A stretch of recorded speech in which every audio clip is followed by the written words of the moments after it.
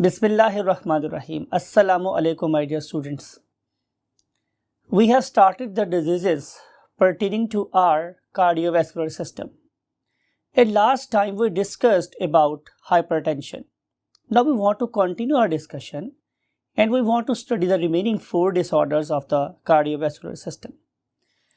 तो इसके लिए हम straight move करते हैं white board पे without wasting a single moment.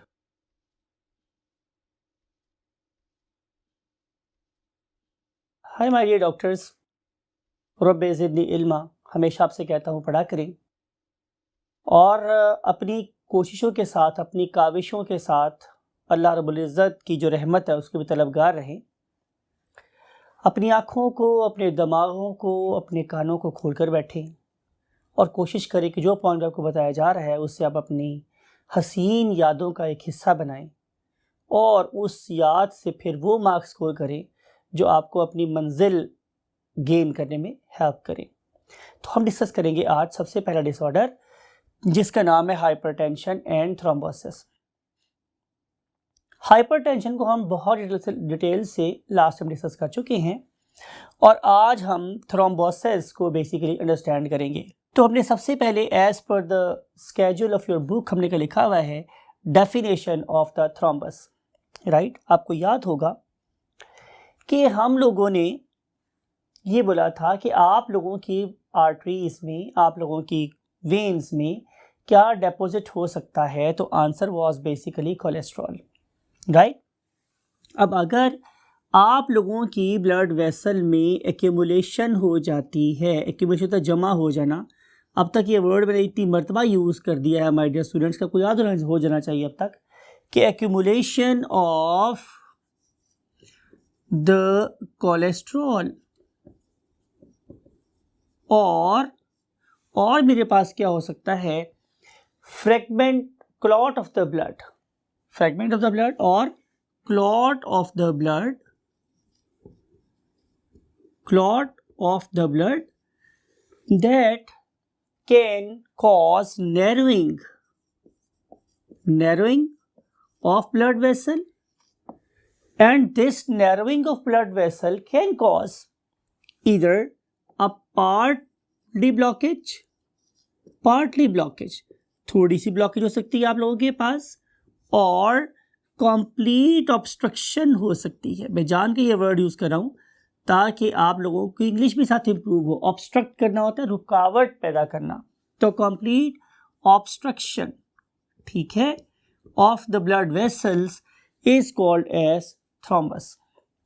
आगे जो पॉइंट लिखा हुआ है एज पर योर बुक कि इसकी कितनी टाइप्स हो सकती हैं, तो हमारे पास इसकी 2 टाइप्स हो सकती है। Number one is the localised.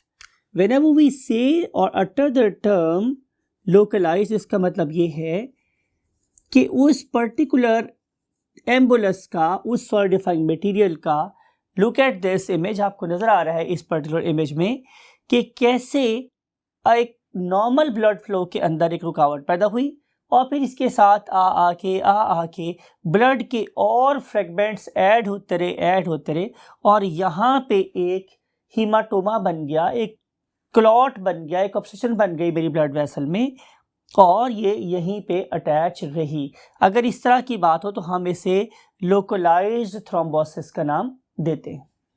जो चीज़ यहाँ पे बन रही है इसे हम नाम कर देते हैं एम्बुलस, ठीक है। लेकिन ऐसा भी हो सकता है स्टूडेंट्स, लुक एट दिस, कि आप लोगों की इस पर्टिकुलर ब्लड वेसल में कोई ट्रॉमा हुआ और ये जो ब्लड का पीस था, now it has detached itself from the blood and now it has become blood born. अब ये ब्लड बॉर्न हो गया। मैंने वही see the term blood born, इसका मतलब ये है कि अब ये खून के बहाव के साथ कहाँ से होता हुआ कहीं भी मूव कर सकता है, राइट। तो अल्टीमेटली इस पर्टिकुलर ऑब्स्ट्रक्शन का रिजल्ट क्या हुआ, कहीं ना कहीं किसी ना किसी ब्लड वेसल में जाके ये फंस जाएगा और जाहिर है ये उस पर्टिकुलर पॉइंट पे जाके फंसेगा कि जहाँ पे इससे ज़्यादा नैरो डायमीटर की ब्लड वेसल्स आ जाएंगी, राइट। तो इसका मतलब ये होगा कि लोकलाइज भी हो सकता है और ये रिमोट भी हो सकता है, रिमोट राइट। रिमोट का मतलब है कि इसका ओरिजिन कहीं और था और इसका इफेक्ट जाके मेरे पास कहीं और हुआ। आप लोग इसे कैंसर की टर्म में आप लोग इसे मेटास्टेटिक भी बोल सकते हो कि ओरिजिन कहीं और था और इसका इफेक्ट जाके मुझे कहीं और नजर आया।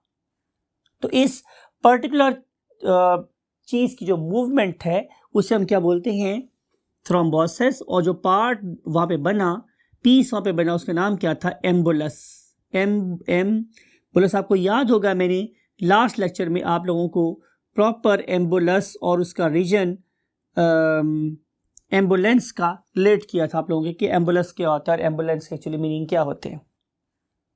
सो डेफिनेशन ऑफ थ्रोम्बोसिस फिर मेरे पास क्या हुई, thrombosis is the process of formation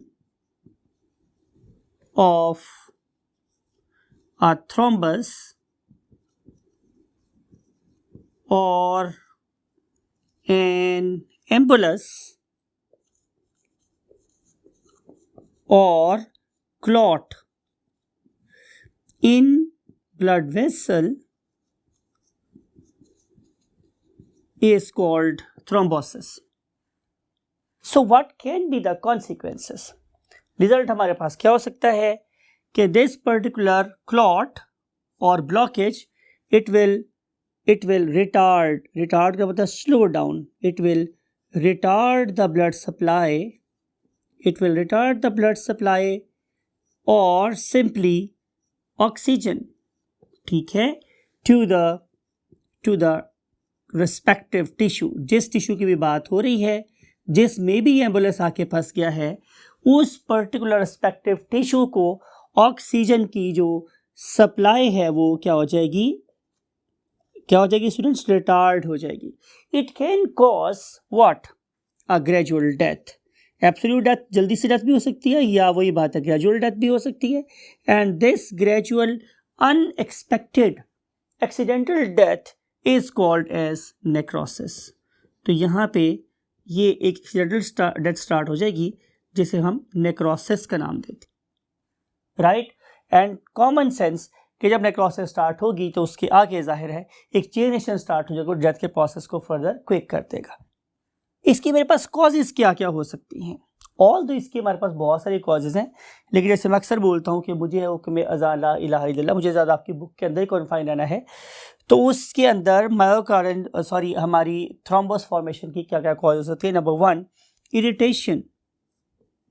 irritation of blood vessels. इसका मतलब मेरे पास ये है कि मेरी ब्लड वेसल्स के अंदर कोई ना कोई ऐसी एब्नॉर्मेलिटी आ गई है जो बेसिकली मेरे ब्लड वेसल्स को बार बार क्या कर रही है, इरिटेट कर रही है, और उसके रिजल्ट में वहाँ पे एनगल्फर्स बहुत ज़्यादा आ गई हैं, और वो engulfers basically may be the very strong cause of obstruction, ठीक है। उसके बाद नंबर 2 आ जाता है कि अगर हम बहुत ज़्यादा देर तक बेड रेस्ट पर हैं, यू नो वेरी वेल, जब हम बेड रेस्ट पे आएंगे तो मेरे ब्लड का जो फ्लो है टुवर्ड्स टिश्यूज वो मोर लो देन नॉर्मल हो जाएगा। तो इसका मतलब ये होगा कि रिड्यूस्ड फ्लो ऑफ ब्लड, ठीक है, due to prolonged bed rest. तो जो इस वाले केस में भी इस पर्टिकुलर चीज़ के बनने के चांसेस और ज़्यादा बढ़ जाते हैं। और आज की हम आखिरी बात ये कर रहे हैं कि और एक और थर्ड कॉज वो मेरे पास क्या हो सकती हैं, कुछ ऐसे डिजीज़ हैं जो कि ये काम ज़्यादा करवा सकती हैं। फॉर एग्जांपल हमारे पास pneumonia, emphysema, right, and for example diabetes. तो ये वो चीज़ें हैं जो इस प्रोसेस को फर्दर क्या कर देती हैं, एनहांस कर देती हैं। And now we want to move to the next disease, and next disease is called as myocardial infarction, and for this we have to move to the next column of the board. Yes my dear students, हम discuss कर रहे हैं myocardial infarction. ये basically क्या है, again we have to follow the book और उसके लिए लिखना है definition. Myocardial infarction is the necrotic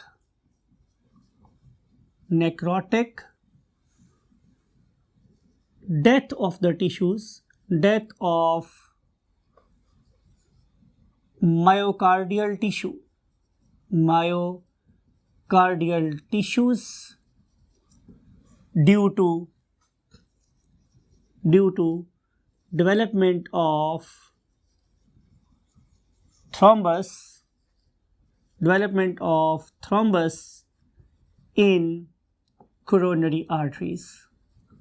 यानी इसका मतलब यह कि इस वक्त हमने पूरी बॉडी की बात नहीं की है, हम लोगों ने सिर्फ और सिर्फ हार्ट की बात की, राइट।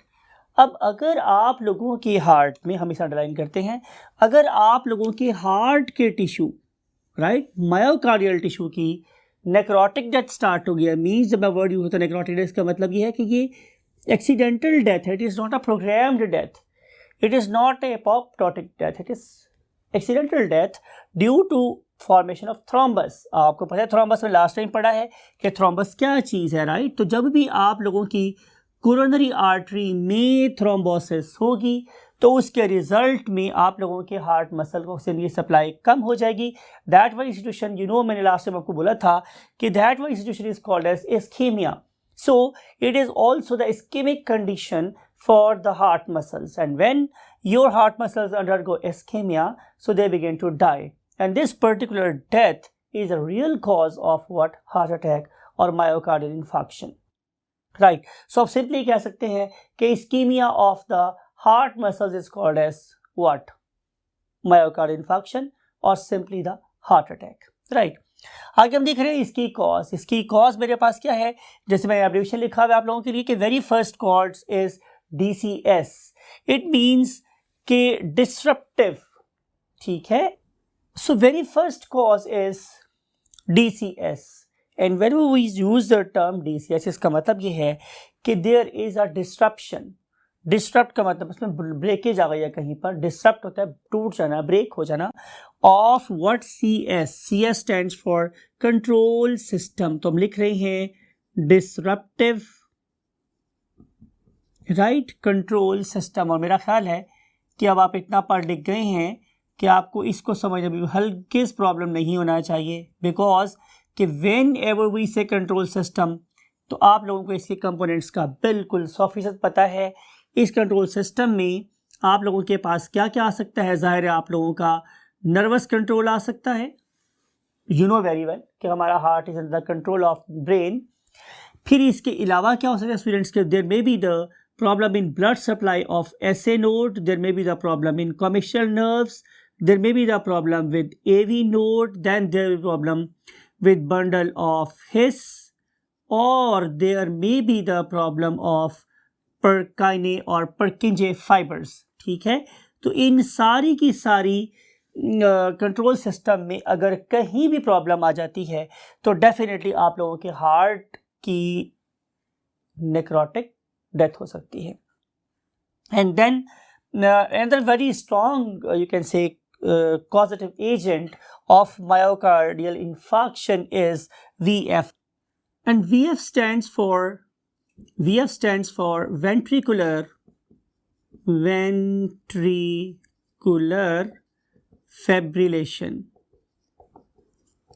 fibrillation, ठीक है।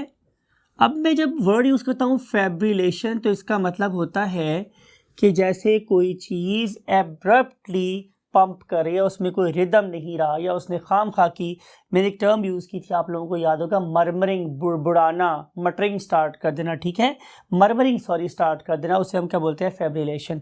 तो अब देखेंगे कि अगर खुदा न खासा किसी पर्सन को वेंट्रिकुलर फैब्रिलेशन हो रहा है या होने का चांस है, तो फिर उसमें कौन कौन से सिम्टम अपेयर हो सकते हैं? तो वेरी फर्स्ट सिम्टम इज़ डिसीनेस, कि उस पर्टिकुलर पर्सन को गुनूदगी तारी हो जाएगी जिस पर्टिकुलर पर्सन में वेंट्रिकुलर फिब्रिलेशन का डिसऑर्डर होगा। And then there will be a short of breath, वो पर्सन छोटे छोटे तेज सांस ले रहा होगा, उसके सांस लेने का जो रिदम है वो डिस्टर्ब्ड होगा, राइट। एंड देन फिर उसको उस टाइम पे नोजिया, उसका बहुत दिल मतला रहा होगा, समटाइम ऐसा भी होता है। फिर आखिर की जो यहाँ पे आती है कि अगर आप उस पर्टिकुलर पर्सन को जल्दी से हॉस्पिटल लेके जाएंगे तो हॉस्पिटल ले जाने के बाद सबसे पहला काम आप लोगों के किसी भी कार्डियोलॉजी सेंटर में क्या होता है कि हम उसकी ईसीजी करवाते हैं। तो आपको नज़र क्या आएगा कि उस पर्टिकुलर ईसीजी में आपको बड़े ही स्ट्रॉन्ग किस्म के रिदमियास नज़र आएंगे। वो जो आपको याद है PQRS वेव, और उसके दरमियान में आने वाली अब नॉर्मल वेव्स, और उसके अंदर जाहिर है अब हार्ट की जो पीक्स हैं वो छोटी होना शुरू हो जाएंगी और अब नॉर्मल होंगी। तो इन्हें हम क्या बोलते हैं, एरिथमियास। तो इसी के से हम फ़ौरन पहचान जाते हैं कि ये वाला person it is under the influence of heart attack. और हार्ट अटैक कितना होता है या कितना ज़्यादा उसका डैमेज हो गया है, तो उसके लिए हम डिफरेंट किस्म के एंजाइम टेस्ट करवाते हैं जो हमें ये बताते हैं कि इस पर्सन को इस पर्टिकुलर हार्ट अटैक की वजह से कितना डैमेज हो चुका है या इसके हार्ट की कितने % डेथ हो चुकी है, right. And now we want to discuss the treatment. अगर ये पेशेंट हमारे पास आएगा तो हम उसको मोस्ट प्रोबेबल ट्रीटमेंट क्या दे सकते हैं कि अगर हम उसको हार्ट अटैक से बचाना चाह रहे हैं, या जो हार्ट बच गया उसको सर्वाइव करवाना चाह रहे हैं, तो पहला काम ये होता है कि हम उसको CPR देते हैं, ठीक है। अब CPR का मतलब मेरे पास क्या होता है, कार्डियो पल्मोनरी रिससिटेशन, राइट। तो इस पर्टिकुलर टेक्निक से हम इस पर्टिकुलर पर्सन को क्या कर सकते हैं, प्रेशर लगा के उसके हार्ट को उठाने की कोशिश कर सकते हैं। या फिर स्टूडेंट मेरे पास क्या होता है कि हम उसको AED दे सकते हैं, ठीक है। और AED का मतलब मेरे पास ये है कि हम लोगों ने ऑटोमेटेड एक्सटर्नल, ठीक है, डिफिब्रिलेटर यूज़ कर सकते हैं, ठीक है। और इसमें हमारे पास एक ऐसा डिवाइस होता है जिससे हम लोग उस पर्टिकुलर पेशेंट के जो लवाहकीन होते हैं उससे परमिशन लेते हैं, और परमिशन देने के बाद हम उसको इलेक्ट्रिकल शॉक देते हैं।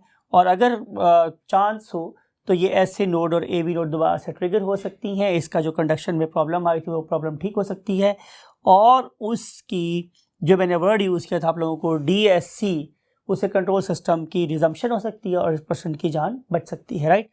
अब हम देखते हैं कि हाउ वी कैन प्रिवेंट। तो अब इसकी प्रिवेंशन में जाहिर है ये प्रिवेंशन एक दिन की नहीं होती, एक महीने की नहीं होती, बल्कि ये आप लोगों को after age of you can say 40, अव्वल तो ये नौजवानों का भी काम है कि वो इन तमाम बातों को फॉलो करें, लेकिन आफ्टर द 40 वो नादान जवानी का ज़माना गुजर गया, अब आ चला बढ़ापा सुधर जाना चाहिए।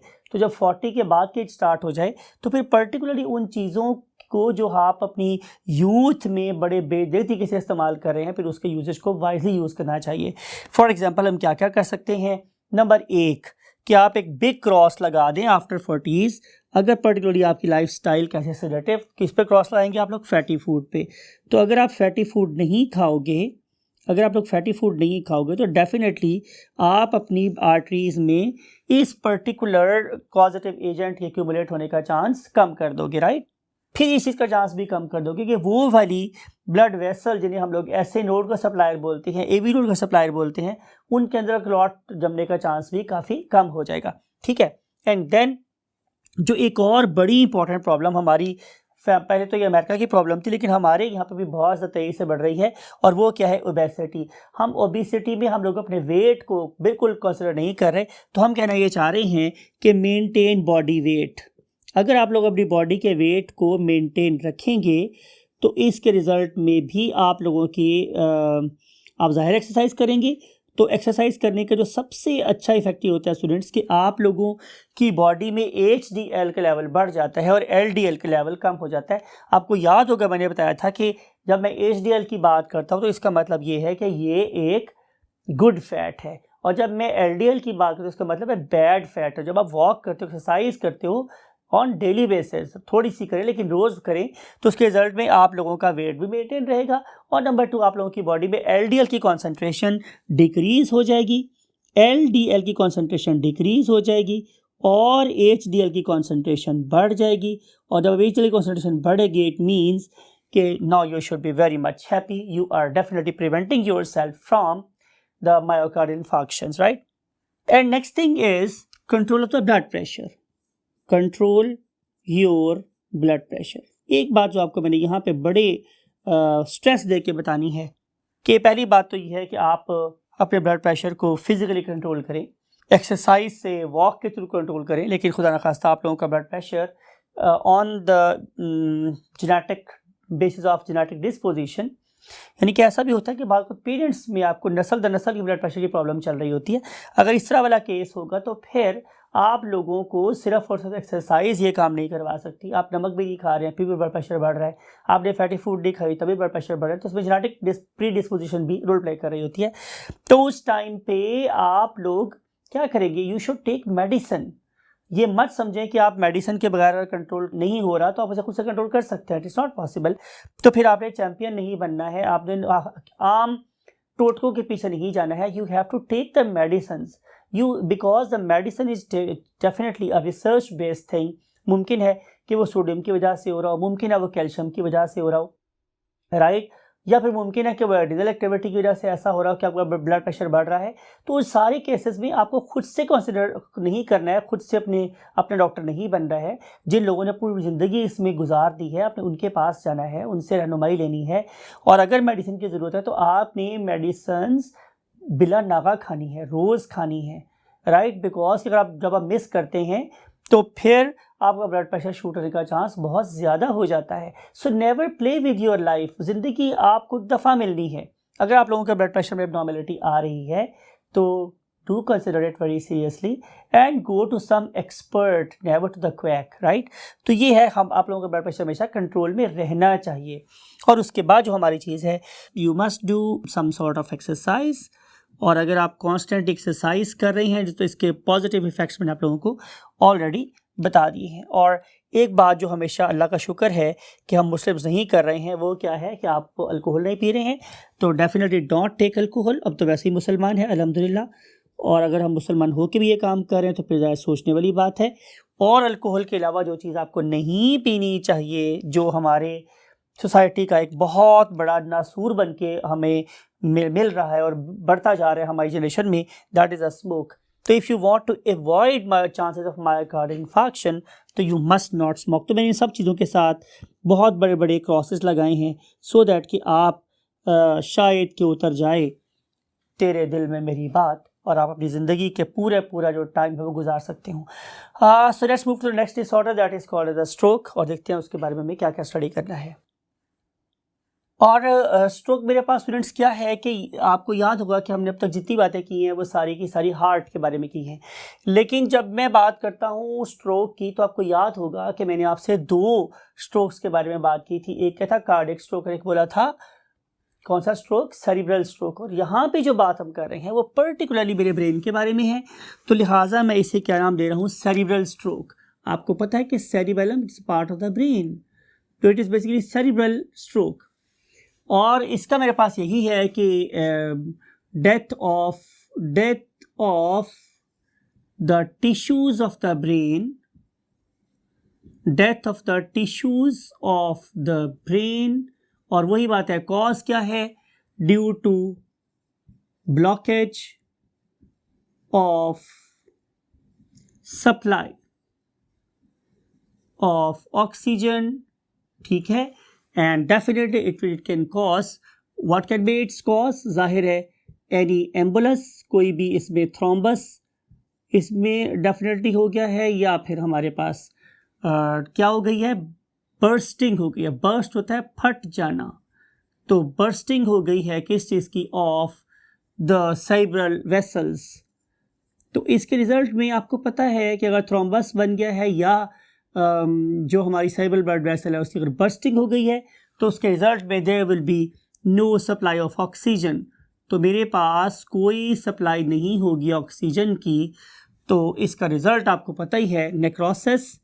और अगर नेक्रोसिस हो गया तो आम तौर पे चूँकि ब्रेन आपको पता है बहुत ही बड़ा किस्म का ऑर्गन है, तो अगर तो ये किसी ब्रेन के छोटे से पार्ट में ये प्रॉब्लम हुई अगर, तो उस पर्टिकुलर पार्ट का कंट्रोल ख़त्म हो जाएगा। खुदा ना खास्ता मिसाल के तौर पे कि अगर एक पर्सन के सेरिबेलम में ये प्रॉब्लम आई है तो आपको ये बात पता है, आपने पढ़ रखा है कि cerebellum is going to basically maintain the balance of the body. और इट माइट बी पॉसिबल कि अगर उस पर्सन के सेरिबेलम में यू कैन से क्या हो गया, स्ट्रोक हो गया है, तो this person can not maintain its balance, right. And if the problem is regarding in the for example tympanic lobe, तो मुमकिन है इस पर्सन को सिर्फ हियरिंग का पैरालिसिस हो जाए, मुमकिन है कि इसको सिर्फ अगर ऑप्टिक में प्रॉब्लम आई तो उसकी आंखें अंधी हो जाएं, राइट। तो किसी भी किस्म का जो सिम्टम है वो डिपेंड इस बात पे कर रहा होता है कि हमारे ब्रेन के किस पार्ट का, किस लोब का क्या हो गया है, इस्कीमिया हो गया है। तो इस्कीमिया सिर्फ मेरे हार्ट मसल का नहीं हो रहा, बल्कि इस्कीमिक डिसऑर्डर मेरे ब्रेन का भी हो सकता है। इसकी जो सबसे बड़ी कॉज अगेन वो एम्बुलस फॉर्मेशन। आपको याद हमने क्या बोला था कि अगर एक दफ़ा एम्बुलस बन गया है और वो ब्लड बॉर्न हो गया तो ये कहीं भी जाके क्या कर सकता है, मेरी ब्लड वेसल को ऑब्स्ट्रक्ट कर सकता है। और अगर ये ऑब्स्ट्रक्शन मेरे ब्रेन के जोन की हुई तो it will be called as what, cerebral stroke. और अवॉइड करने का वही सारे मेथड है। सबसे बड़ी बात ये है, मैं एक दफ़ा पहले भी ये शेर बोला था कि पलटना झपटना, झपट कर पलटना, लहू गर्म रखने का एक बहाना। तो जो ठहरे ज़रा वो कुचल गए हैं, जिंदगानी जो है ना वो हरकत में बरकत है, आपने सुना होगा।